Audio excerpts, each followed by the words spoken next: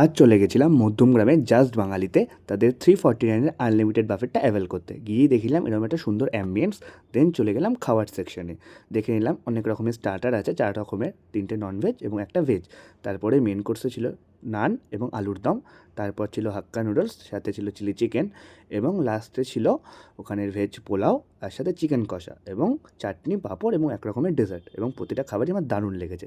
যদি স্টার্টারে আসি, স্টার্টারটা খুবই জুসি এবং কাসুন্দি এবং গ্রিন চাটনি দিয়ে খেতে দারুণ লাগছিলো। নেক্সট নিয়েছিলাম আমার ফেভারিট কম্বো, নান তার সাথে চিকেন কষা। চিকেন কষাটা যথেষ্ট, গ্রেভিটা যথেষ্ট সুন্দর খেতে এবং নানটাও সফট ছিল, আমার দারুণ লেগেছে।